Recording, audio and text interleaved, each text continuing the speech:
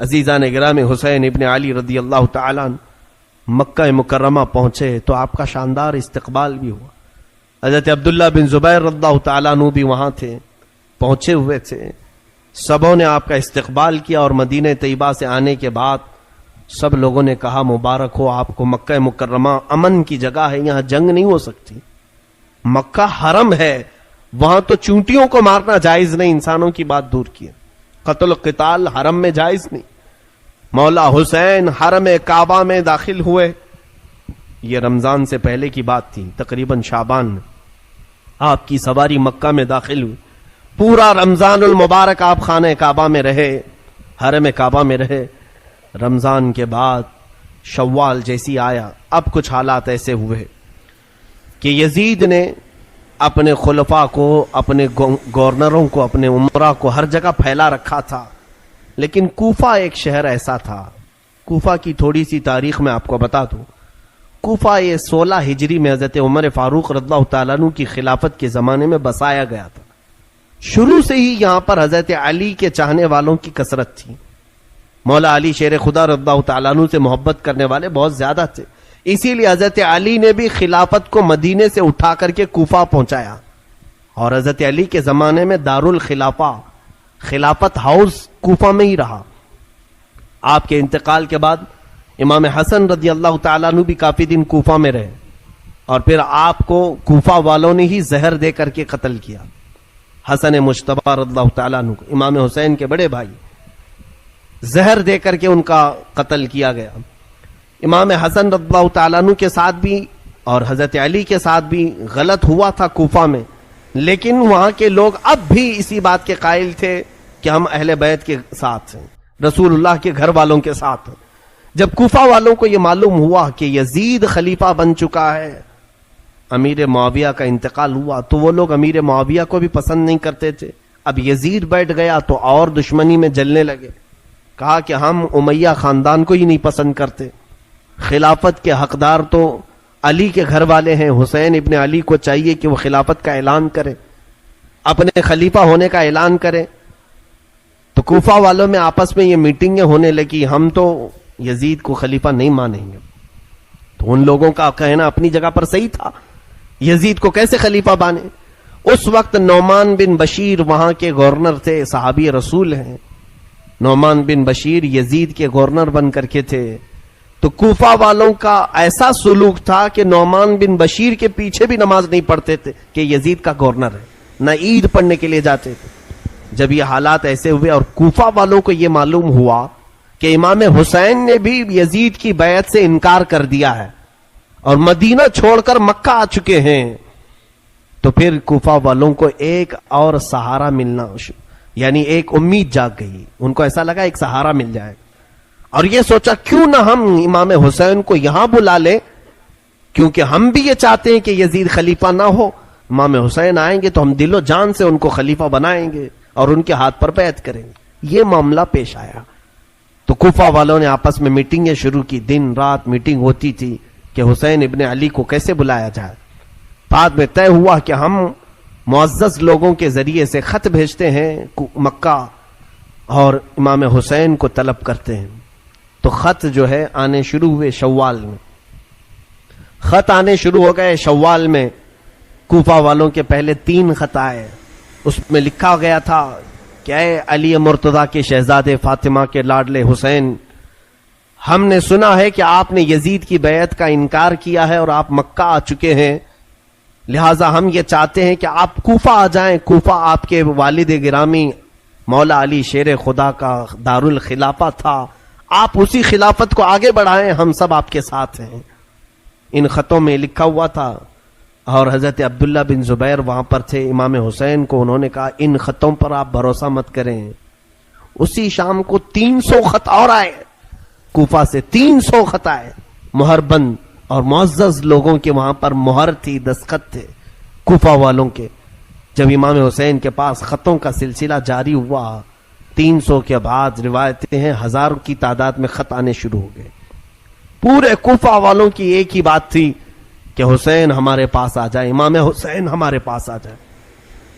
حضرت امام حسین کو بلانے کی اور ان کو دعوت دینے کی یہ مہم بہت زور پکڑ لی، طول پکڑ لی۔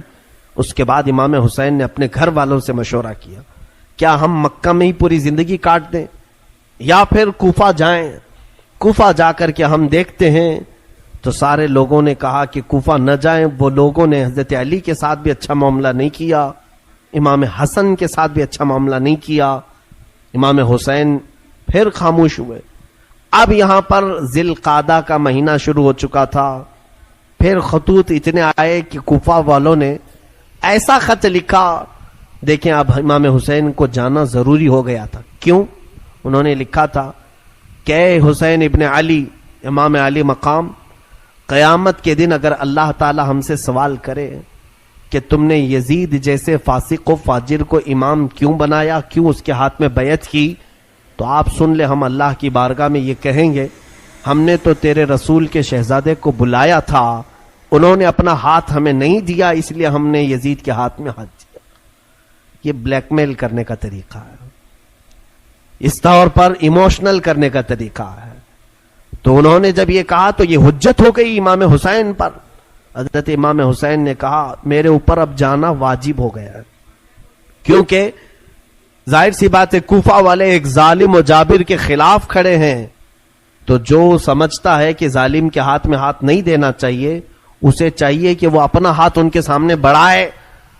ظاہر سی بات ہے اصول اور طریقہ یہی ہے کہ اگر کوئی گندے پانی کا گلاس لے کر پکڑا اور پی رہا ہے تو آپ کا فرض بنتا ہے آپ اس کو روکیں، آپ اس کو روکیں۔ لیکن روکنے کا طریقہ کیا ہے؟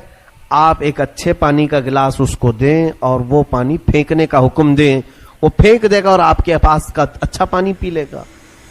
اور اگر آپ اچھا پانی بھی نہیں دے رہے اور اس کو برائی سے روک بھی رہے ہیں، برے پانی سے، وہ پیاسا ہے پی لے گا۔ یہ اصول ہے، یہ دستور ہے۔ حسین اعظم رضی اللہ تعالیٰ عنہ جب یزید کی بیعت کا انکار کر چکے تھے تو ظاہر سی بات ہے اچھا خلیفہ بھی دینا آپ کی ذمہ داری ہو گئی تھی، اور اس کے سب سے زیادہ حقدار امام حسین تھے۔ حضرت حسین رضی اللہ تعالیٰ عنہ نے جب یہ کہا مجھ پر جانا واجب ہے، تو بعض معزز صحابہ مکہ کے انہوں نے مشورہ کیا کہ پہلے آپ اپنے خاندان میں سے کسی بھروسے مند معتمد آدمی کو کوفہ بھیجیں، اگر وہ وہاں کے حالات لکھ کر آپ کے پاس بھیج دے آپ کوفہ چلے جائیں۔ تب میرے آقا امام علی مقام حسین اعظم رضی اللہ تعالیٰ عنہ نے اپنے خاندان میں حضرت امام مسلم بن عقیل، اپنے چچا کے بیٹے، حضرت علی کے بھائی تھے عقیل، سگے بھائی تھے، ان کے بیٹے امام مسلم، یعنی امام مسلم امام حسین کے چچیرے بھائی تھے، چچیرے بھائی۔ امام مسلم کو بلایا، کہا کہ میرے بھائی میں چاہتا ہوں کہ آپ کوفہ جائیں اور وہاں کے حالات دیکھ کر کے مجھے لکھ بھیجو، جیسے حالات ہوں گے میں سفر کروں گا۔ امام مسلم بن عقیل نے کہا ٹھیک ہے حضور، آپ کا حکم جیسا ہوگا میں چلتا ہوں۔ دوسرے دن وہ رخت سفر باندھ رہے تھے، ان کے دو ننھے سے شہزادے ساتھ میں تھے۔ تاریخ کی سچائیاں آج بھی خون کے آنسو رلا دیتی ہیں۔ محمد اور ابراہیم، دو ننھے شہزادے، باپ سے بہت زیادہ لگاؤ رکھتے تھے۔ امام مسلم، ان کے دو بیٹے محمد اور ابراہیم، جن کی عمروں میں اختلاف ہے، بعض نے لکھا ہے 8 اور 9 سال کی عمر کے تھے، وہ باپ کو چھوڑ کر رہتے نہیں تھے۔ تو امام مسلم نے کہا امام علی مقام سے کہ یہ ماں کو میرے بغیر ستائیں گے، پریشان کریں گے، سفر میں میں نے اپنے ساتھ لیتا ہوں۔ اجازت دی گئی، دونوں شہزادوں کو لے کر نکل پڑے۔ امام مسلم بن عقیل سفر کر کے جب کوفہ کی طرف آئے، کوفہ جیسے ہی آپ داخل ہوئے، کوفہ والے آپ کے استقبال کے لیے پورے راستے سجا چکے تھے، نعروں کی گونج میں آپ کو لایا گیا، جگہ جگہ آپ کے استقبال، ہر گھر میں دعوت، اور ہر گھر والا آپ کے لیے پلکیں بچھائے کھڑا تھا۔ امام مسلم بن عقیل جب کوفہ میں داخل ہوئے، لوگوں کے اور یہ جوش عقیدت، یہ محبت دیکھا آپ نے، اور اس کے بعد سارے لوگوں کو بلا کر کے کہا میں حسین ابن علی کا وکیل بن کر کے آیا ہوں، لہٰذا تم امام حسین کی بیعت چاہتے ہو، میرے ہاتھ پر بیعت کر لو، میں حسین ابن علی کی بیعت تم سے لینے آیا ہوں، وکیل بن کر ان کی بیعت لینے آیا ہوں۔ تو اس وقت کوفی لوگوں میں سے 12,000 لوگوں نے آپ کے ہاتھ پر بیعت کی، 12,000 لوگ بیعت کیے۔ یہ محبان اہل بیت کہلائے۔ حضور صلی اللہ علیہ وسلم کے گھر والوں سے محبت کا انہوں نے ایک عملی نمونہ پیش کیا۔ حضرت امام مسلم بن عقیل نے دیکھا حالات بہت اچھے ہیں، حتیٰ کہ وہاں کے گورنر جو نعمان بن بشیر تھے انہوں نے بھی حضرت امام مسلم بن عقیل کے ساتھ کوئی غلط معاملہ نہیں کیا، کوئی برا برتاؤ نہیں کیا، کیونکہ وہ صحابی رسول تھے۔ اگرچہ یزید نے ان کو گورنر بنایا تھا لیکن انہیں معلوم تھا کہ رسول اللہ کے گھر والے ہیں۔ انہوں نے حضرت امام مسلم بن عقیل کو بلا کر کے کہا، اے امام مسلم بن عقیل، یزید کو اگر یہ حالات کی خبر ہوگی تو وہ سختی کرے گا، وہ اپنی فوج کے ذریعے سے ظلم کر سکتا ہے، لہٰذا آپ مصلحت کا کوئی راستہ دیکھیں۔ تو اس دربار میں ایک شخص بیٹھا تھا جو یزید کا ہم نوا تھا، یزید کا خبری تھا، جاسوس تھا۔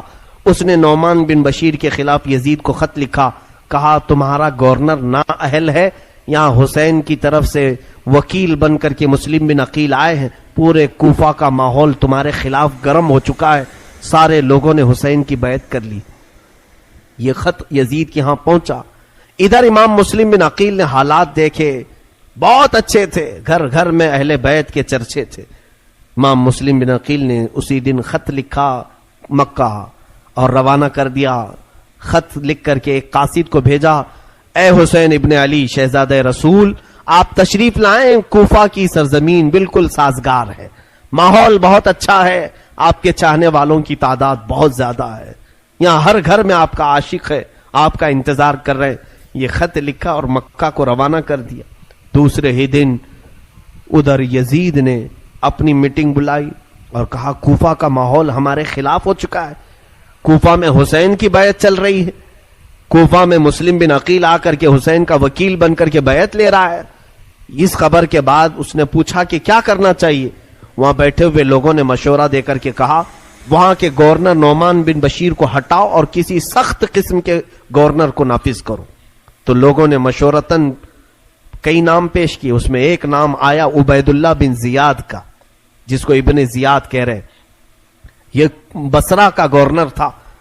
اس کے متعلق لوگوں کا خیال یہ تھا کہ اتنا سخت دل تھا، یہ کسی کی رعایت نہیں کرتا تھا، اور ایک طوائف کا بیٹا تھا۔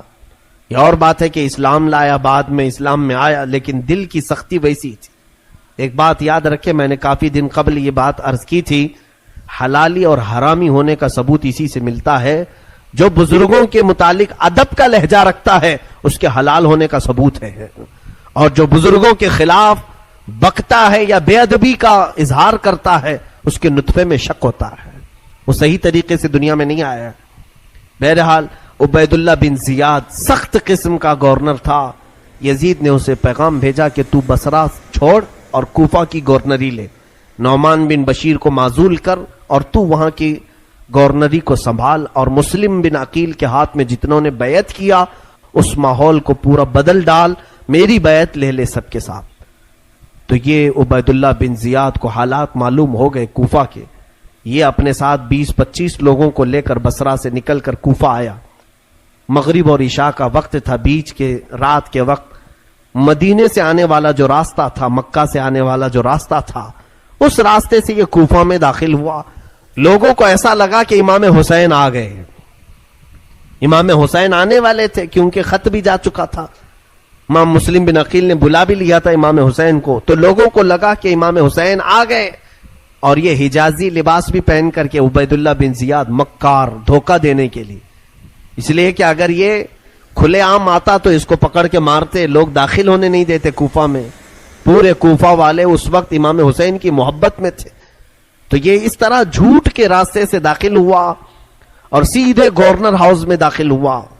اندر جا کر کے لوگوں کی بھیڑ تھی، یہ چہرے پر نقاب ڈالے ہوئے چلا جا رہا تھا، اونٹ پر بیٹھا تھا، لوگ نعرے لگا رہے تھے امام حسین ابن علی کے، لیکن یہ مردود کسی کو جواب نہیں دیتا تھا۔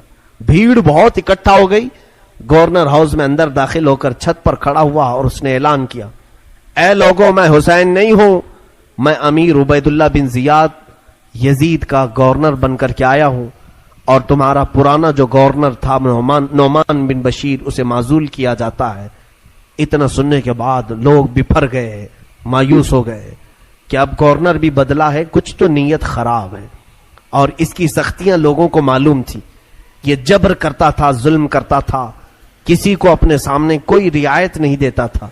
تو عبید اللہ بن زیاد نے سب سے پہلے کیا کیا، اس نے دیکھا کہ کوفہ میں جو کسی خاندان کا سردار تھا، قبیلے کا بڑا آدمی تھا، دوسرے دن سب کو بلایا اور بلا کر کے ایک بہت زوردار تقریر کیا، خبردار جتنے لوگوں نے مسلم بن عقیل کے ہاتھ میں بیعت کی سب توڑ دو، میں یزید کی طرف سے گورنر بن کر کے آیا ہوں، اور اگر تم نے ایسا نہیں کیا تو تمہارے ساتھ میری تلوار کا مقابلہ ہو۔ سبوں نے جواب دیا کہ اے ابن زیاد، اگر تو نے تلوار اٹھانے کی غلطی کی تو پھر ہماری تلواریں بھی تیرا مقابلہ کریں گی۔ اس کے ساتھ بہت بحث ہوئی، اس نے اتنے جتنے لوگ وہاں آئے تھے ان کو اپنے فوجیوں کے ذریعے سے گرفتار کر لیا اور گورنر ہاؤس میں بند کر دیے۔ حضرت مسلم بن عقیل رضی اللہ تعالیٰ مختار بن عبید ان کے گھر میں قیام پذیر تھے، اور ان کے بعد پھر حضرت ہانی بن عروہ ایک صحابی تھے، ان کے گھر میں آپ قیام کر رہے تھے۔ ہانی بن عروہ ایک بڑی عمر کے معزز خاندان سے تعلق رکھنے والے بنی مزعج قبیلے کے شخص تھے، سردار تھے۔ ہانی بن عروہ نے کسی کو نہیں بتایا کہ امام مسلم بن عقیل وہاں ہیں۔ امام مسلم کے ساتھ اب حالات کیا ہوئے دیکھیے۔ دوسرے دن امام مسلم بن عقیل نے پورے کوفہ والوں کو آواز دی، کہا کہ اے کوفہ والوں چلو اور گورنر ہاؤس کا گھیراؤ کرتے ہیں۔ اس وقت آپ کی آواز پر 30,000 لوگ جمع ہوئے، اور عبید اللہ بن زیاد گورنر ہاؤس میں ہے، پورا گورنر ہاؤس گھیراؤ کیا۔ امام مسلم بن عقیل اگر صرف ایک اعلان کرتے تو اینٹ سے اینٹ بجا دیتے، اسی دن اس کا خاتمہ ہوتا، لیکن یہ اہل بیت کا گھرانہ ہے، خون پسند نہیں کرتے، اور خاص طور پر مسلمانوں میں کیسے پسند کریں۔ امام مسلم بن عقیل نے سوچا کہ بات چیت سے معاملہ حل کروں۔ عبید اللہ بن زیاد کو پکارا اور کہا کہ اگر تو کوفہ والوں کے ساتھ سختی کرے گا تو ہم تیرے ساتھ سختی کریں گے۔ اس نے ماحول کو گرم دیکھ کر کے کیا کیا، جتنے وہ سرداروں کو نظر بند کر کے رکھا تھا ان کو گورنر ہاؤس میں پھر سے طلب کیا اور کہا جتنے تمہارے خاندان والے گھروں والے یہ آئے ہیں مسلم بن عقیل کے ساتھ، چھت پر چڑھ کر کے انہیں اعلان کر دو کہ سب مسلم کی سے الگ ہو جائیں، نہیں تو پھر تمہارے خاندانوں کو بھی میں تباہ کر دوں گا اور تمہاری گردنوں کو بھی صحیح نہیں چھوڑوں گا۔ ان پر یہ بات اثر کر گئی، وہ سب کھڑے ہوئے، ان کے خاندانوں والے بہت سارے تھے مسلم بن عقیل کے ساتھ، تو سبوں نے چھت پر کھڑے ہو کر کے کہا کہ اے لوگوں، اگر ہماری جان کی امان چاہتے ہو تو چھوڑ کے ہٹ جاؤ، امام مسلم بن عقیل کے سے ہٹ جاؤ، یہ عبید اللہ بن زیاد اور یزید بہت سخت ہیں، تمہیں بھی مار ڈالیں گے ہمیں بھی مار ڈالیں گے۔ ان لوگوں کو جب چھت پر چڑھے ہوئے دیکھا تو سب کی نیتیں بدل گئی، ارادے بدل گئے، سب منتشر ہو گئے۔